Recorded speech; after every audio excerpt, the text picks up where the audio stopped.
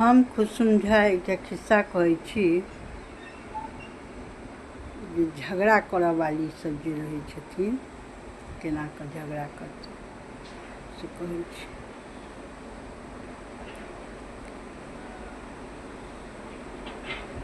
तऽ एगोटा रहथिन दालि चढ़ेने रहथिन तऽ कहलखिन कि बेटी कहलकै माय गे नून कतेक दियौ, तऽ कहलखिन कि आधा किलो दालि लगेली है तऽ आधा किलोमे आधा किलो नून धऽ दियै।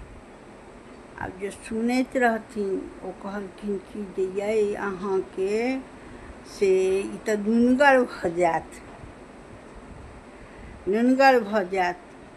आ बेटीके कहलखिन कि जे बौआ नहि दियही ओतेक नून, आब हमरा झगड़ा भेट गेल, आब जतबे देबऽके तऽ ततबे दियै। ओहि आदमीसँ झगड़ा करऽ लगलखिन, हमरा झगड़ा भेट गेल। तऽ आबके ज़मानामे कम झगड़ा होइ छै, पहिले ज़मानामे बहुत झगड़ा होइ छलै। तऽ ओहिसँ की होइ छलै, ओ हाजमोला होइ छलै, पाचक होइ छलै। आब जादे लोकके देखै छियै घरमे बन्दसँ गैस बीमारी BP हाई ई सब होइ छै।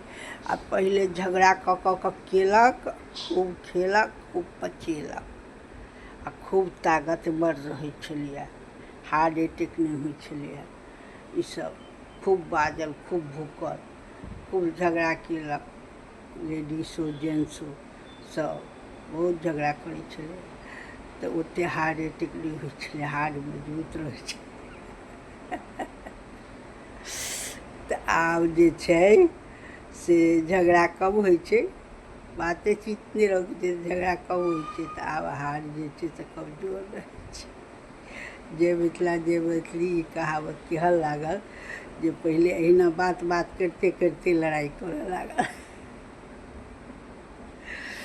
जय मिथिला जय मैथिली।